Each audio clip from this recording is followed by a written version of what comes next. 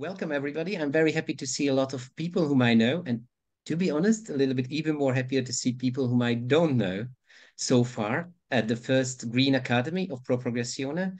This is our pilot new initiative for this year. We decided as part of the Big Green and then probably part of other projects that we would like to bring thinkers from the edge of or the intersection between arts and environment and give the opportunity also for mostly for the culture and creative sector to meet people, artists interested in the same topic. We will still have one more lectures in June, but this is our first one. So this is also a pilot section. And I just would like to highlight a few technicalities. We are recording a meeting, as you might have seen, and it will be probably shared in certain realms. I would like to ask you to mute yourself, which we will try to, if someone forgot, we will try to handle these things. Use the questions for the chat, and you might see my colleague Chichek. She will be named questions, so it will be easy to find. And she will collect the questions for Jan and concerning the presentation. And yeah, we would like to have a little bit of evaluation at the very end with Menti. So please, if you can stay and share your thoughts also there with us, but also in the questions. And I just would like to highlight that Jan made a few moving images in the presentation where the quality might be different from device to device. So don't be surprised because of it. We have checked it and it looks quite nice, but it could be a technical difficulties for some of you. And I give the word to Chichek for if there is any more technical details. And once again, thank you very much for coming. Thank you all for coming. It's nice to see a huge group. Actually, I would like to introduce our host for tonight, Philip Tapa. So Philip is an ecologist, philosopher, and writer who collaborates in the Big Green as a researcher through the Sustainable Europe Research Institute in Germany, the institution basically that co-organizes this seminar. So welcome everyone. And Philip, I will give the word to you. Yes, thank you very much. And a heartfelt welcome to our speaker, Jan van Boeckel, from the Netherlands. He's currently a professor in arts and sustainability at Hanze Applied University, if that's correct, Jan? That's right, yeah. I think when you set out studying social anthropology, you didn't expect to end up where you ended up for the moment. So that's been a very individual and organic process. You studied social anthropology and then happened into teaching art because you had been privately a painter, hadn't you? And through over many years, developed your own practice and philosophy of wild painting and arts-based environmental education. And we invited you to tell us about it. Jan will give a presentation, a talk of about 30 minutes. You can already send your questions to Chichek under #questions during his talk. And we will have about 20 minutes for discussion afterwards. Jan, I very much would like to invite you to start. Share your screen. Thank you, Philip.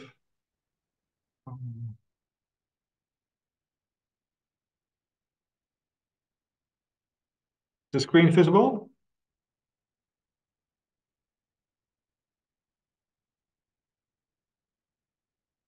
Can you hear me?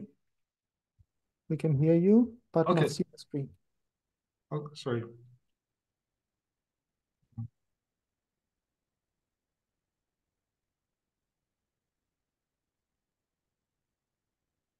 Now there it is. Sorry for this. Yeah.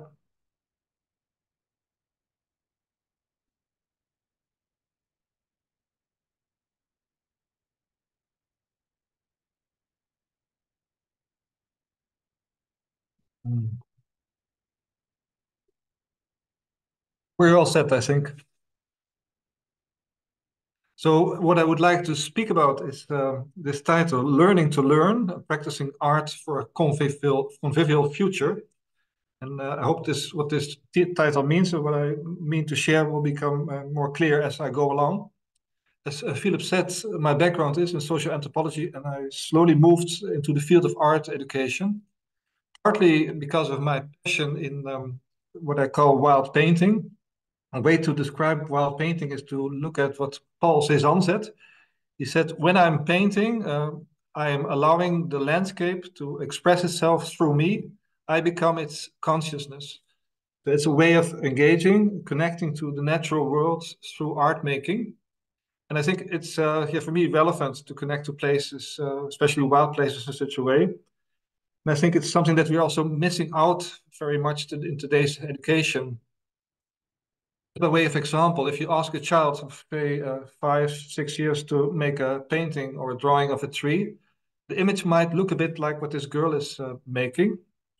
But at some age, usually above 7, most people start to make these kind of trees. 2 lines that you fill up with brown color, and a green cloud on top of it. And if you're lucky, there's some apples in it. And we tend to repeat this archetype, the stereotype of the tree, because we feel safe if we do it correctly. And I think this is a big stumbling block in trying to open up people for art process, art as a way of knowing, especially also in a world where so much of our attention is divided, that we are present to each other, present in a situation, but we're also present to what's happening elsewhere. So part of what I try to do with my activities is to, what Lotte van den Berg and her colleagues call, to build conversation. She says, this is a dialogical artwork where the conversation is the artwork itself. So that's also in the reflection on what we bring together is an element of art. And as Philip said, my field, what I've been developing the last decades is, together with others, is arts-based environmental education, which brings together 3 spheres. One is engaging the senses, the ecological part. The other is evoking imagination, the artistic element, and acquiring knowledge, the education. So it is the interfaces, the meeting of these domains. This is my dissertation on it, At the Heart of Art and Earth, which I presented in Aalto University in 2013. Well, I'll speak a bit more about what I did in this study. And maybe a core tenet, a core aspect of it is to go back to the things themselves, to the direct, unmediated, embodied experience. So for this girl, there's no screen, no surface between her head and the frog that is on it. So it's the immediate felt contact. And I think this is extremely important in today's world. The other aspect in art-based environmental education is to also to foreground our imaginative capacity. So for example, these children, just with a few branches, they can make believe that they are with reindeer or deer in the forest. So that our imagination has an important role to play. For example, seeing a creature in forms that you encounter in a natural setting. It's also very much, again, about engaging the senses, opening up to the world through the senses. There's an interesting relation here with the word aesthetics, which originally meant in Greek language, perceiving the world through the senses. This is artwork made with children at the beach, an ephemeral work, so the water, the rising tide is taking it away. These berries and shells that are in the footprints. And it is, of course, also about knowing, and what Tim Ingold calls knowing from the inside. So you try to come very close to what you are attending to, like, for example, drawing a plant or observing a plant. Or in this case, learning where our food comes from, what we eat, what do we take out from under the ground, what comes from the sea, the salt. So that the knowledge becomes more vivid, more speaking to us. In a nutshell, it is, I would say, seeing the world with fresh eyes. This was nicely captured by Lewis Carroll when Alice in Wonderland was going through a garden and she saw a tiger lily. And then Alice said with much amazement, "Oh, tiger lily, I wish you could talk." And then the tiger lily answers her, we can talk if there's anybody worth talking to. So it's pointing to this reciprocal relationship that nature can talk to us if we are worth talking to, if we do really attend. I think one of the approaches that try to come close to this is what is called the Goethean approach, developed by Johann Wolfgang Goethe. It has these four aspects of first exact sense perception, then moving to exact sensorial imagination, continuing with seeing and beholding, and closing off with being one with the object. So what did he mean with this? What is this about? First, that is this exact sense perception, being as accurate as possible in connecting to the world, trying to understand the world through our senses first.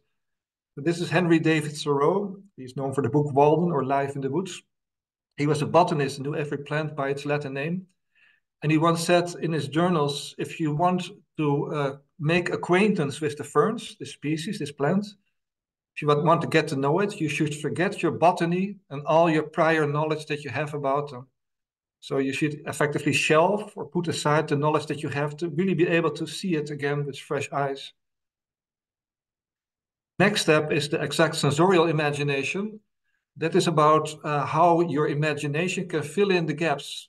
It's, for example, if you're attending to a plant depicted on these images, it might be hard to be there all the time. So you need to fill in what's happening in a growth process through your imagination, in the mind's eye, to get a more complete picture of what this phenomenon is about. The third movement is bringing in also, you might say, the poetry, the intuitive approaching of the plants. What is the plant or the animal, the phenomenon, the landscape more about than what you get through the senses, what you get through your imagination. It's bringing in the feelings, the emotions. Then lastly is being one with the objects. There comes the knowledge, where you try to bring all these three dimensions mentioned before together in one holistic apprehension of what you are paying attention to. Goethe said that every new object clearly seen opens up a new organ of perception in us. So I think this is very interesting. This reciprocity that goes both ways. That if we pay attention, something is opened up inside of ourselves too.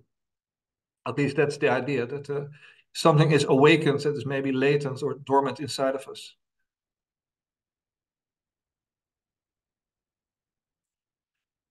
In art-based environment education, there are a few practices, and I will talk about some of them that I developed myself particularly.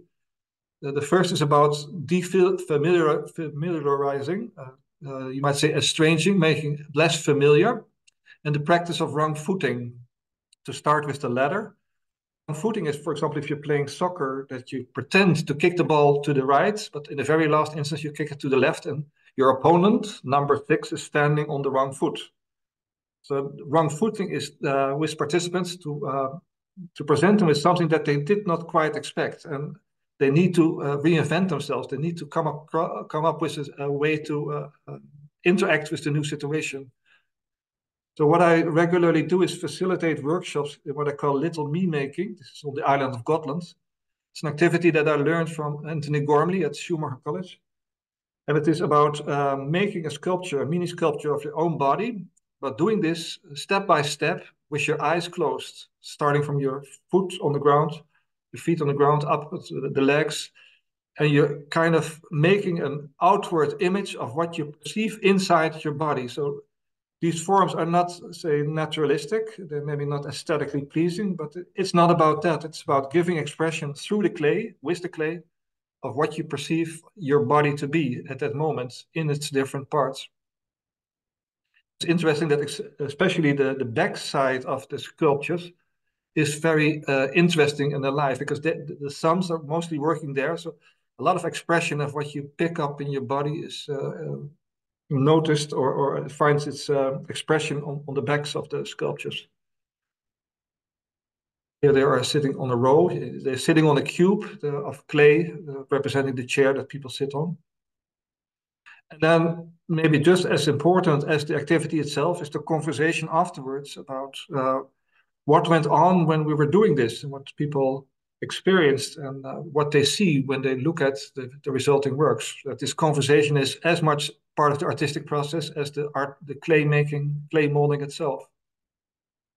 Another practice that I regularly do myself as an artist, but also with groups, is wild painting. And wild painting is painting in more wild areas less controlled by humans, and painting in wild ways, in ways that are very unfamiliar, and exploring what the power of colors can be, the power of new compositions. So in this case, for example, I invite participants to paint the landscape as wrong as possible. So in the opposite, the complementary colors. So what is green becomes red, what is maybe blue becomes orange. You start off completely wrong, you make already a big mistake, but that propels you in a direction to attend to the landscape in quite a different way. Because if you, after that, start to apply the colors that you are actually perceiving in the landscape, now there is an interaction between the first layer of strange colors, complementary colors of red and orange, and the new colors like the blue in this case, or the green, apply it on top of it. It's more like a holistic painting, because you're less working with the exact details, but you're more working in a holistic way of green growing, red diminishing. You get works like this, which are, more, I would say, talking, more full of, the power of color. Another activity related to that is inspired by Van Gogh, Vincent van Gogh.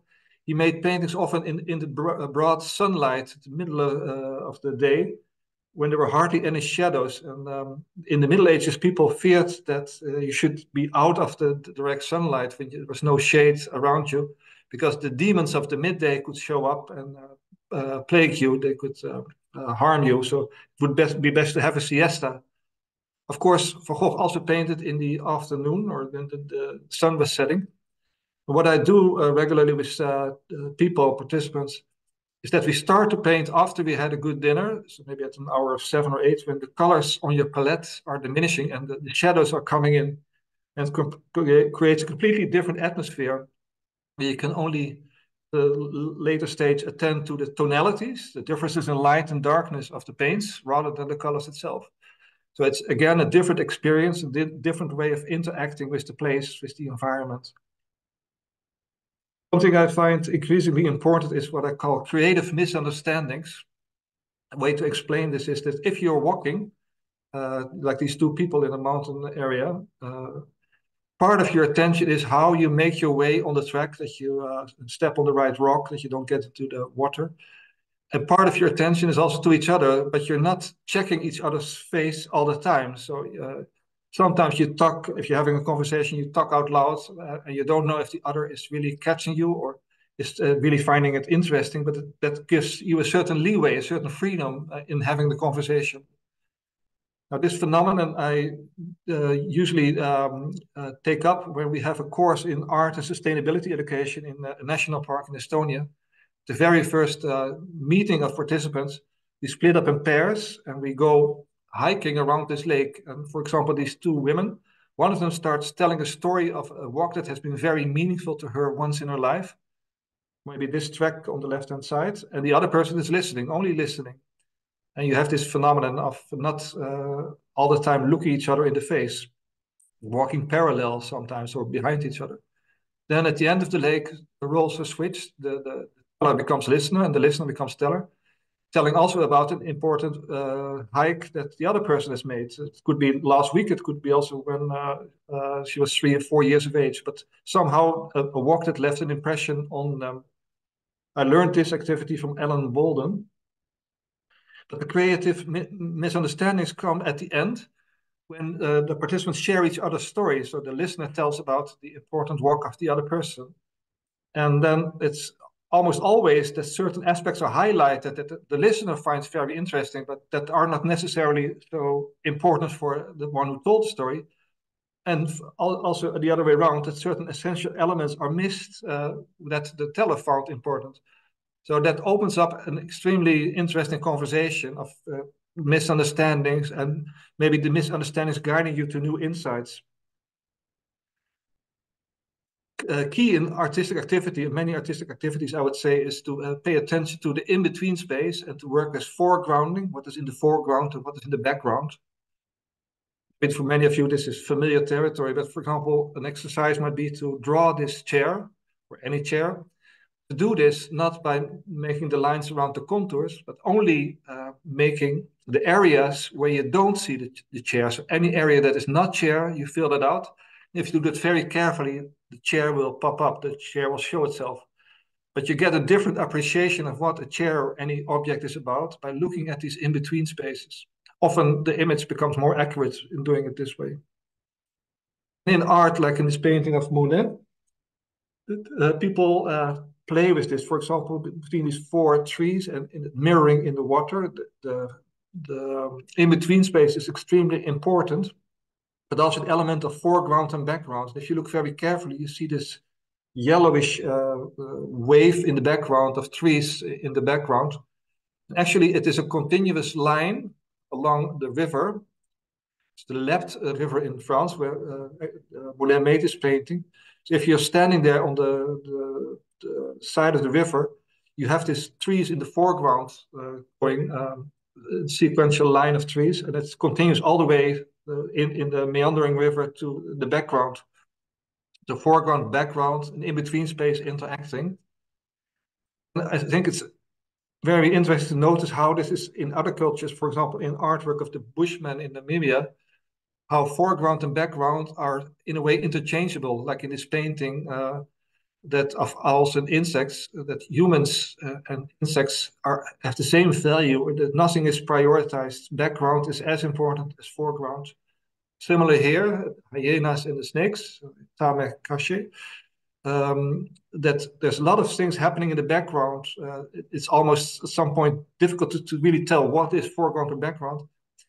And the gallery owner, Rebecca Hostak, who exhibited these paintings in London, she said, maybe it has something to do with the way in which, with the hunting and gathering peoples, they needed to be very much aware of how, for example, game was visible in the background, so that the background was not a backdrop, but was very much important to really be conscious of what kind of animals are moving there. Another aspect of art activities, I think, creative part, surprising part, is the emergent properties, what shows up in the process. Maybe you all know this painting, Christina's World, by the American painter Andrew Wyatt. It's this woman, this crippled woman in a field in Maine. And Andrew Wyatt was once making paintings, or made several paintings actually, in this house that you saw in the background. Here he made a painting when he opened the window after maybe decades that it was closed. He was enchanted by the movement of this curtain in the wind and all the birds that are on it. But at another occasion, he was at the very same spot making a painting of the landscape outside. And then his son came up, Nicholas. And Nicholas said, can you come downstairs? We're about ready to have dinner. And then Andrew said, well, yes, wait a minute, I'll clean my brushes. Can you sit over there? Then his son was looking through the window at the same landscape. And he was asking, what are you actually painting? And he said, well, there's this landscape. And Andrew Wyatt was making a tempera painting, which takes months of work of completing. But in that very instant, he saw his son looking at the landscape, and he started to paint right across the painting that he was working on, that he had spent already much time on, to paint the expression of his son looking at the landscape. But because he felt at this very moment that actually the expression of Nicholas was telling more about the landscape than the painting he had made himself.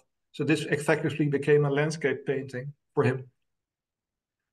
So it's an artist at work, but it can also be like in a workshop, when art becomes a way of knowing, a way of connecting to the world, that emerging properties show up. If you, for example, during a storm, this is in Estonia, you tie a pen or you tie a brush to a branch of a tree, and the tree is dancing in the wind, and then you co-create with a non-human living being your painting. So there will be surprises, there will be emergence.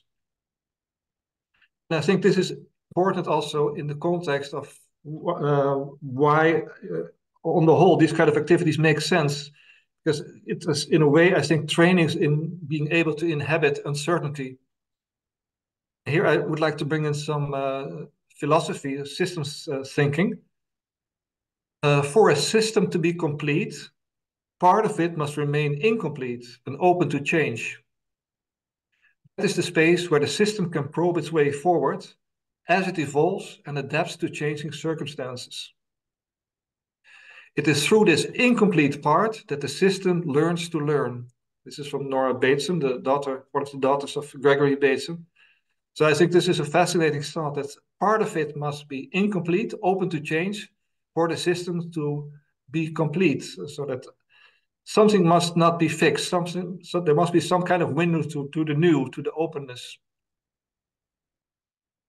And I think in art making, maybe especially in art making in and with the natural world, like this girl making this sculpture or this form with mosses, that there is this process of being very receptive to the world, surrendering oneself to what the world is bringing, feeling, for example, the wetness of the moss as you put it on your skin, and the creative, the acting upon the world, changing something, that where shall you put the moss, how thick should it be, what kind of form shall I make?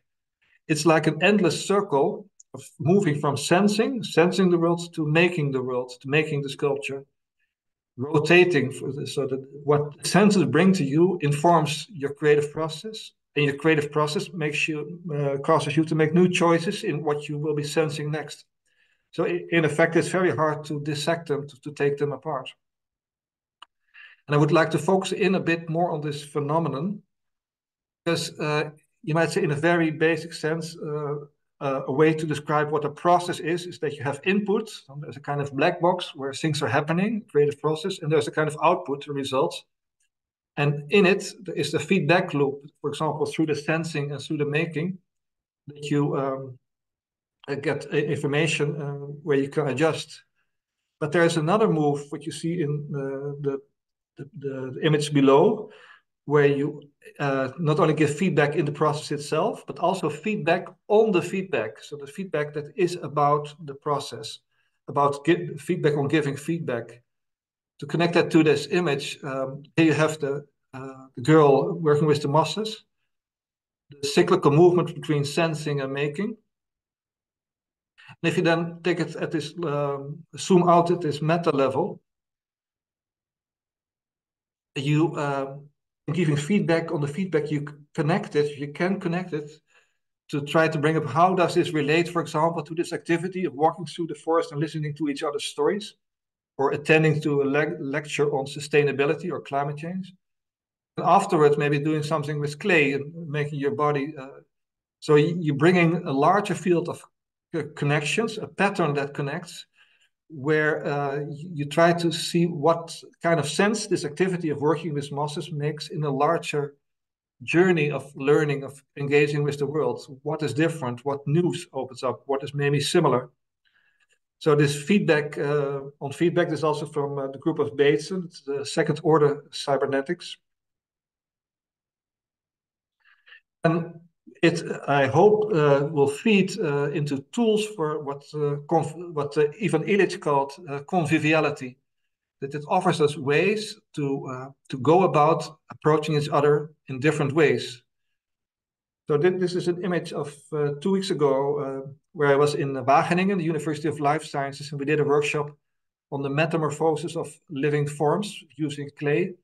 And the students are from all directions of the world, from Philippines, from Mexico, from the Netherlands. And people attend to what other participants have made, the organic forms that they have created, and then they try to take them further in time, how they will evolve either towards blossoming, further maturing, or towards decay, towards starving, falling apart, withering. And in the end, they make a collective sculpture, a social sculpture, where they do all of this in silence, where they the sculpture becomes like expression of the group, how this whole experience has been from the very first to attending to each other's work, to making a collective work together. So to me, this is where conviviality, which means convivere, living together, especially often related to having dinner together, having food together, feast together. This is where it comes together, that we meet each other in new ways, in a very direct way, through the art making, through opening up for emergence, for surprises, for what opens up as you go along. Then later we can have a conversation, a different conversation about what is actually happening, what opened up as we did it. And as I said before, this conversation to me is as much part of the artistic practice as the art making itself. Because for one thing, people have become very sensitized. They are more present in a very tangible sense to the situation and to interacting with each other. So that opens up for a different way of talking together, of having a conversation together. People tend to give less the socially desired answers, and they are more inclined to articulate themselves in new original forms. At least that is my experience. So when I facilitate such a conversation, I often begin with the question, very open question of 3 words: how was it? How was this experience? Allowing people to contemplate on this and giving their own unique, original answer. If you do these kind of activities for days in a row, then maybe some people who are quite reluctant in the beginning, a bit shy, maybe more introvert in the beginning, often find ways to participate in the conversation, because other people being very open and vulnerable about how the experience was for them is also an invitation to them to be as open themselves. Then the next question often is, what do you see or what do you witness when you look at these clay bodies these sculptures of your own body? What do you see if you look at their backs? What kind of expressions do you see? So it's again very basic, very open, not leading the discussion necessarily in a certain direction. And then the last question is maybe one of the most important. That is, how does this possibly relate to, and this relating to can be anything, can be related to the sustainability challenge, or it can be the climate crisis or feelings of eco-anxiety. And because this relationship to the theme that I take up is never apparent, you need to make a bridge yourself, you need to find a connection. Again, people perform usually some kind of original thinking, some original way of expressing that is informed by the artistic process, that the same way of going about being open to the world, attending to the world, is feeding into what is shared in this dialogue together.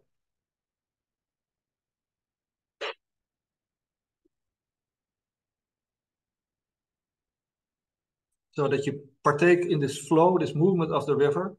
At some point, you step out of the river to reflect on what's happening, and then you jump into the river again for new experiences. But this is basically what I had to share. I would be very interested what kind of responses it will draw from you, if you resonate with it, or maybe take difference from it. So let's see. Yes, thank you very much, Jan. While Zizek is sorting through the questions, let me start by asking one. You told us about art as a tool for making a more convivial future. As you said, conviviality is about living together. Now the cliche idea of making art is of art as rather lonely activity.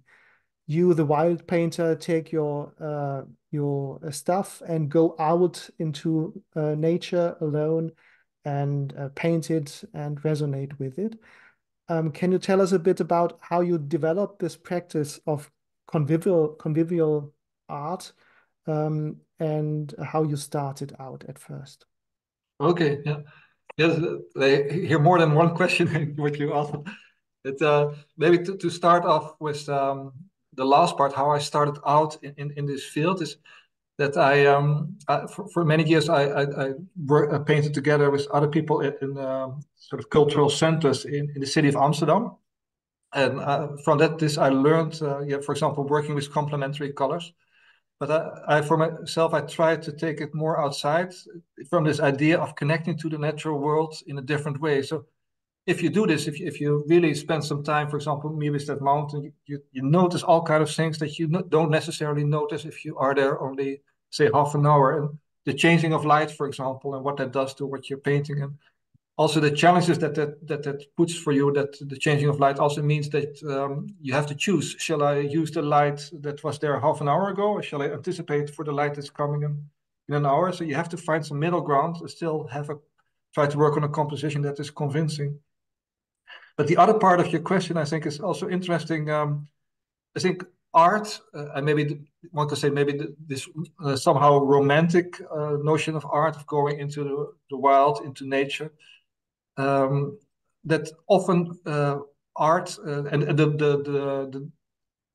that people look down on it as it's the activity that can be easily skipped or that can easily be cut away from funding.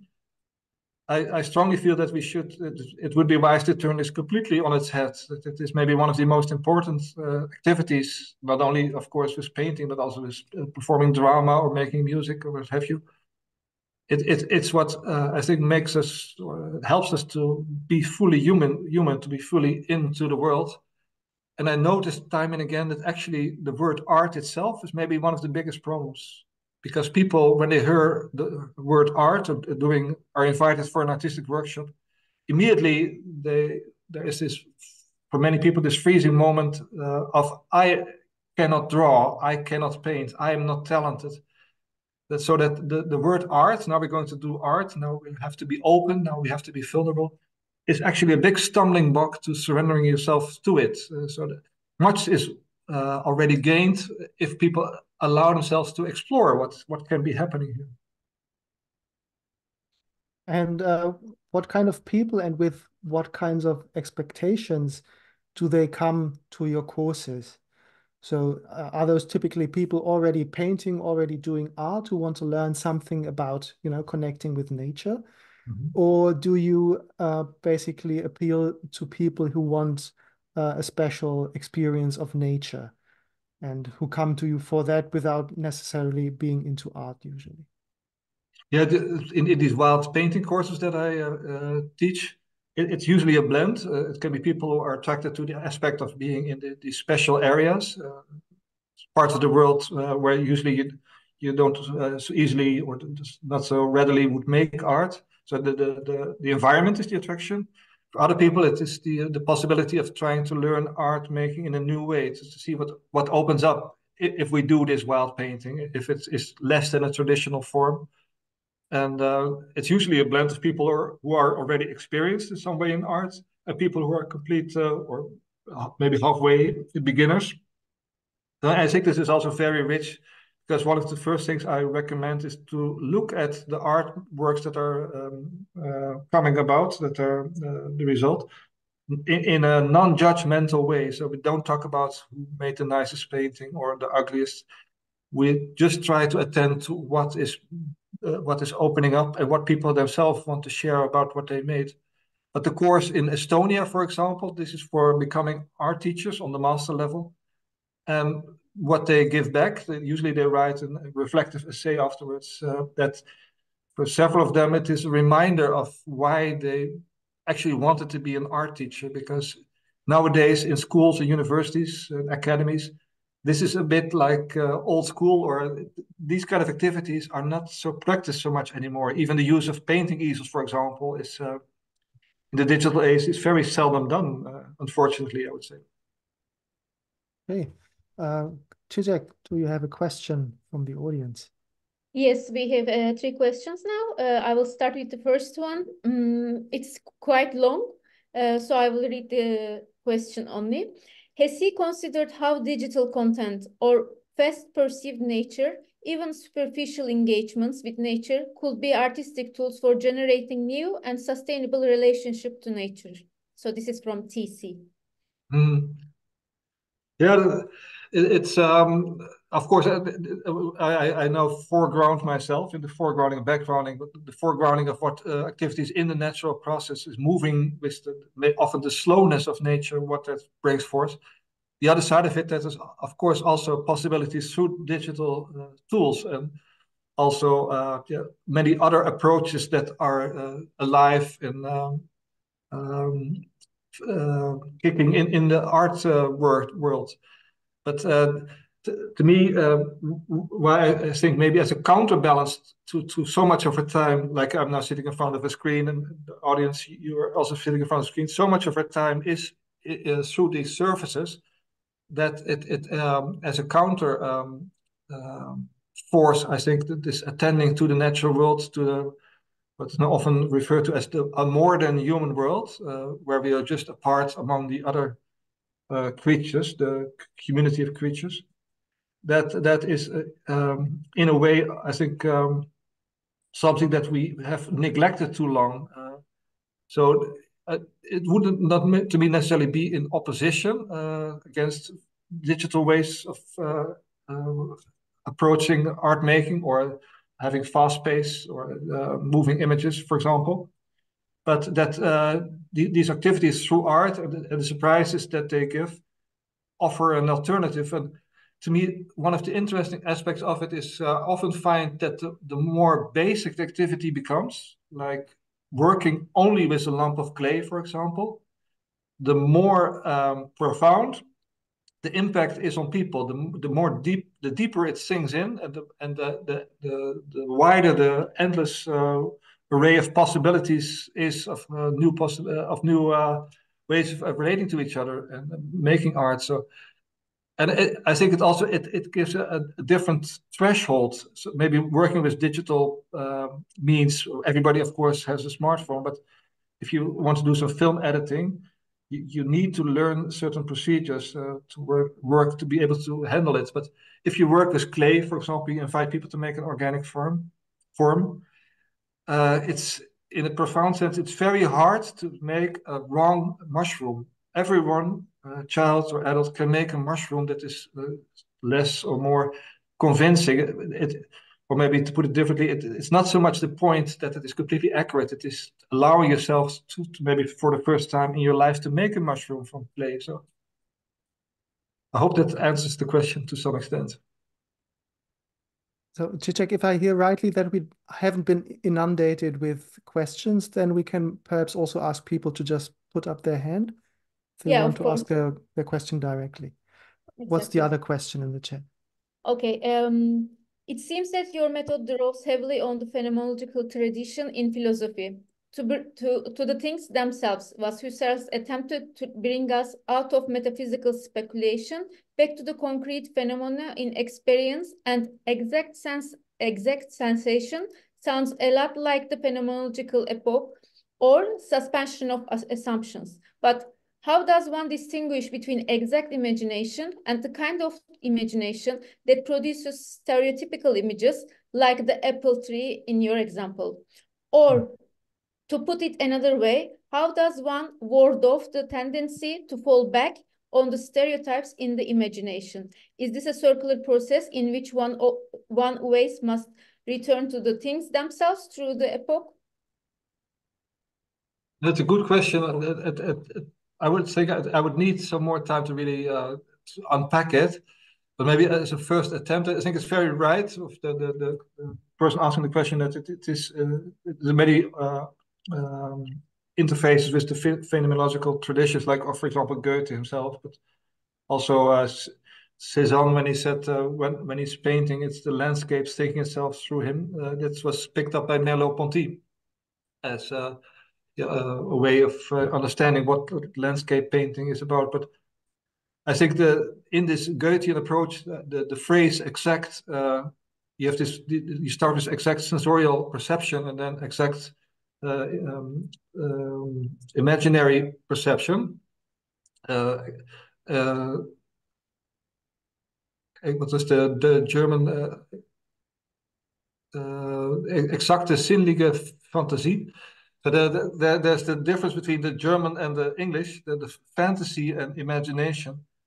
And it may strike someone as being a bit odd that Goethe talked about exact, precise imagination, because usually would think more maybe as fantasy, that imagination is not about exactness, not about preciseness. But he was very specific about that this kind of imagination would help you to get a fuller picture, for example, of the stages of growth of a plant. So for myself, and related to this phenomenological approach, this is important because it is much about trying to attend as closely as possible, as aware as possible, being fully present to what opens up. And imagination has a place there to also bring in the dimension of time. But there is another side of imagination, and that is in dealing with emergent properties, which shows up, which pops up by surprise. This could also be, for example, the sense making that happens if you, for example, make a little me of clay, a sculpture of your own body. Then you might, the impact that it has might not sink in immediately or an hour afterwards, but it might happen in a dream you have maybe a week later. So that your imagination, your primary process, if you will, of your subconscious process, is relating to what you are learning in quite different ways that we may be just beginning to appreciate that these are also legitimate ways of making knowledge or coming to new understandings. So I would say it's not exclusively phenomenological. It also is exactly about this openness that allows for the unexpected, the not knowing, this part of the system that is open to the world and is not complete. Yes, this is actually something I wanted to talk about or understand better. You apply system thinking about art also to the wider, design or transformation of society. And you have these three processes, defamiliarizing, imagination, and evoking experiences that somehow play a part in this systemic learning process, which was also in the title of your talk. Can you maybe again take us through how this is supposed to help us deal with social change or affect adaptation to changing ecological circumstances? Mm-hmm. Yeah, it's a good question, and then I'll make this connection to how this might be relevant in the world that we're living in today, and the major challenges that we're facing. How we, for example, we make a transition to a more sustainable world, and what it takes, the transition skills, if you will, to help this bring about. And I think I would start maybe with the grounding in the world itself. Once was it at a presentation by a Finnish art teacher, and had a bottle of water like me. He said, "This is the world out there. Now I do like this." And then the water enters my system, and the outside world becomes in me, becomes part of me. And I think in a very basic sense, this grounding through artistic activities, for example, making your own body in clay, thereby giving expression in an outerly form, what you pick up, what you sense happening inside of your body, is a way to be, again, maybe present in the present to what presents itself, as somebody puts it. And I think this is a starting point that is helpful, if not needed. I mentioned it might be a survival skill because of, in that way, finding again a connection of feeling connected to a more than human world of which you are part. And what this does is that it makes the more than human world less abstract, not a world out there that we are going to save, or that we have a campaign that we roll up our sleeves and get ready to action to fix the problems. But actually that the connection to this living world is very real. But most of the times we are so out of touch, guided by clock time and by screens. So this grounding is helpful to reconnect with that. But I think another aspect is maybe equally important, that if one is, for example, working full-time on change towards sustainability or fighting the climate crisis for good reasons, several of people, I know many of them, sooner or later, they hit their head against the wall. It becomes too much demanding, that they get a burnout, or they get depressed, or in some cases they become very ironic, cynical about it, because maybe in some way they were not able to attend to that part of them that connected them to sources that give inspiration, that give meaning to the aesthetics in their own life. So categories that we have put aside, like the importance of beauty, for example, that is like many art academies, it's almost like an irrelevant term, that we bring that back again in our sphere, that beauty can be important because it is these sources of inspiration that we need to keep going, to also to be able to withstand the major changes and, if you will, the storms that are coming our way, to keep, in a very real sense, our balance in the world. Okay, thank you, Jan. We have a couple of questions more, so maybe we can go through them shortly as well. So Sila Sivevic, if I pronounce it rightly, asks, related to putting together group sculptures, I'm interested how participants felt about composing individual works into a common one. Okay, yeah, that maybe was referring to the clay work where in the end they made this social sculpture together. When I facilitate this, and then again, I'm the only one talking, everybody else is silent. So I asked them to make a common sculpture, a group sculpture, but to do this as a group in silence. So what this means that you have to negotiate, you have to find out as participants how you do this, what would be an appropriate sculpture, but you can only make gestures pointing in a direction. And I also ask that they don't change anything that somebody else has made, but only add to it, maybe as a sculpture adjacent to it or on top of it, but that you leave intact what has already been made. So that you don't disturb somebody else's work, but that you try to bring together this to a new group and together to a group expression. And only later in the reflections you hear from people what this did with them. And many people say that they find it very special to meet each other in a group in such a way because it enters a more intimate space.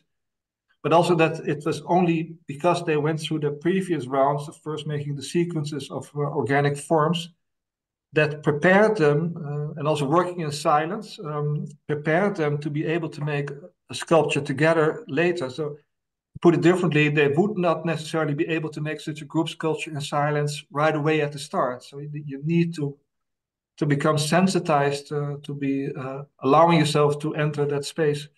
And I think one of the beauties of doing these kind of activities is, especially in silence, if you make for the first time maybe a mushroom of clay, you believe you have no talent, you're not skilled, then as the process works, somebody else, a few moments later, is going to attend to this mushroom that you have made and looking at it and trying to think how this mushroom will grow in time. So a new mushroom is made next to it with some changes, like it's falling apart or it's growing further. But the moment when somebody else finds it worthwhile to pay attention, to look at what you have made, just to make sense of it, that can be a very comforting thing, that in the end that some art that you have made is actually worth paying attention to, just as you, while you observe this happening in the corner of your eye, while you yourself are also attending to an artwork that's a neighbor to your left-hand side has made. So there's again this reciprocity happening all the time. Another question comes from François Matarosso. I can see that these experiences can change a person's relationship with nature and with art itself. Do you think one of these changes is more important than the other?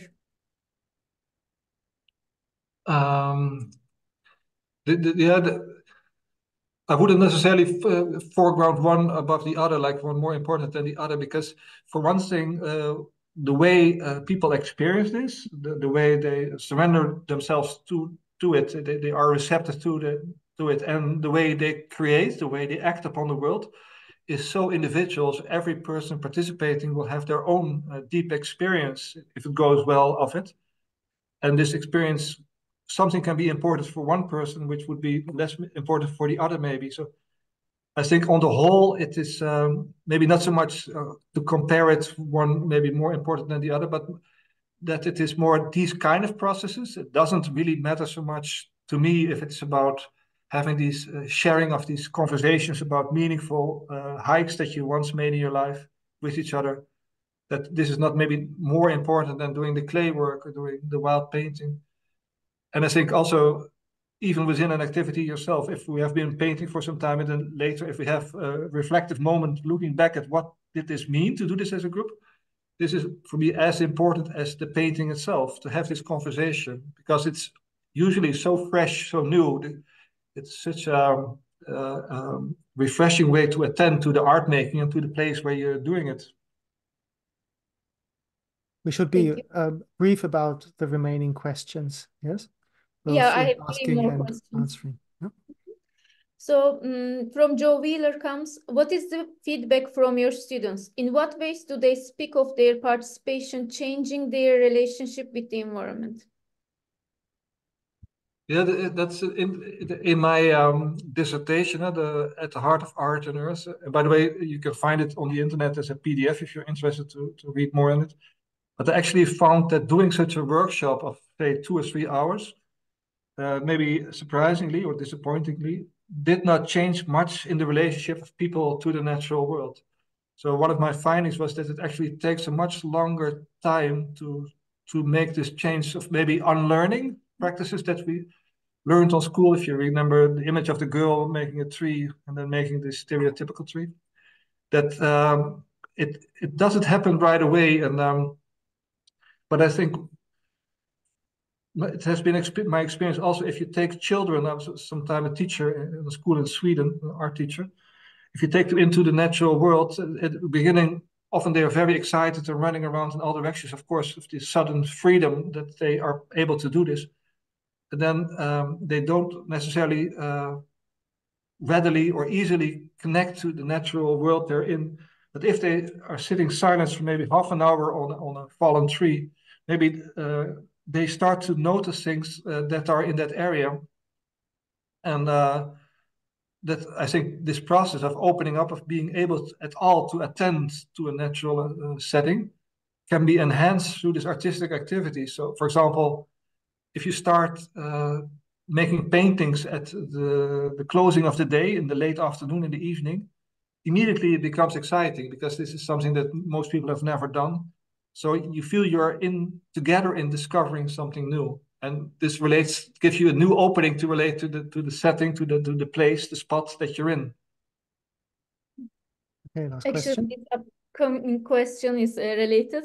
How do you motivate young people to participate in your programs? That's from Svetlana Belova. Yeah. That's a difficult one, because given the way we have organized our education, the limited time frames, for example, art classes are often 1 hour at the most, or sometimes 2 hours if you're lucky. And it is sort of glued in between themes, subjects that are completely different, mathematics or language. So I think art really needs the slowness to go across the thresholds to be able at all to attend to the new. And also it takes time, if you have a real transformative experience through art, it takes time to let it settle in, that you're not immediately ready to do something completely different using your more rational mind or the left brain hemisphere. So to invite people to participate in that, it's difficult, because it's not what people are used to. And also, I experience again and again that there is a very real difference between telling about these experiences, like I'm doing now, showing images, on the one side, and on the other side, having been part of them. If one has had such an experience in the forest, for example, making paintings in this way or working with clay, telling about it afterwards, or trying to see what is happening here, what is the meaning making that's going on here, is so much easier, so much different from only relating to the words, trying to convey something that is very much a poetic, an aesthetic process, that if you were able to put it in words, maybe you wouldn't need to do the art making itself. So I think art making has an intrinsic value that can often be diminished also if you try to describe it as best as you can. Okay. Yeah, one last question, and that will be it, I think. From Susanne Wasco. Yeah, go ahead. I wonder if the exact imagination you/Goethe might mean specific. Precise names a good word, if explained in context. You are right that these words are tricky. And what is the question? I wonder if the exact imagination, you/Goethe, might mean specific. Yeah, the specific would come close, but I've been pondering a lot about what Goethe could have meant with this exact here, because I think maybe he would, but this is my reading of it, he would protect himself that against maybe associations that people would have if you use the word imagination at all, and he used the word fantasy.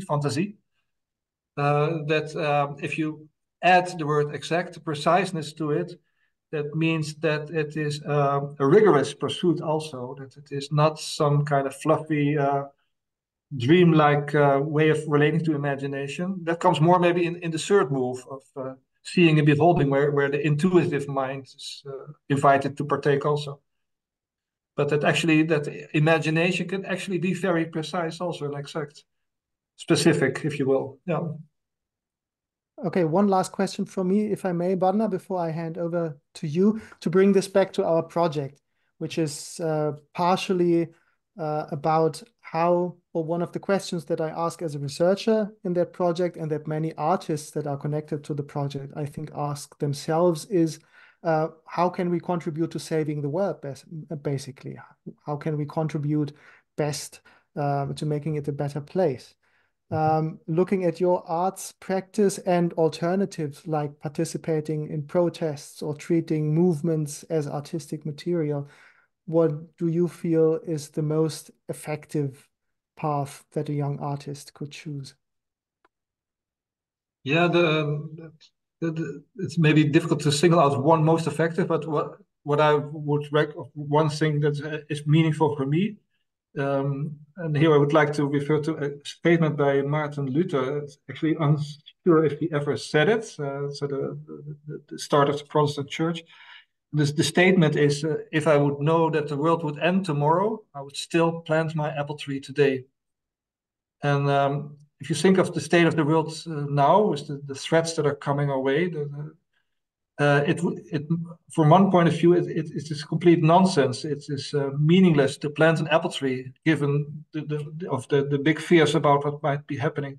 But you might also turn this around, that maybe to still plant this apple tree, this absurd action, is in fact meaningful. It's almost maybe like a spiritual act, that to connect to beauty, to meaning, to inspiration. Putting something in the world that people can find refuge in unsettling news, can be very meaningful as an act of resistance in itself. That it is indeed worthwhile to fight for keeping as much as we can the more than human world intact, and that there is a dimension of beauty, of intactness, of integrity in there that maybe art helps us to relate to. Thank you very much, Jan, for sharing your wisdom with us. And before I hand over to Barna, I'd like to invite you to join us on the 27th, where I'll also be hosting with another guest, writer Isaac Yuen, who writes funny stories and funny observations about the world, animals, and what we can learn from them. Over to you, Barna. Thank you very much, Jan. Thank you very much, Philip. And thank you very much for everybody joining us. As Philip said, this is just the first edition, and we already continue in June. Hopefully, we see many of you on the 27th. And if you like the lecture, please share the word, and we try to keep you informed about the upcoming events also starting in September. And thank you very much once again.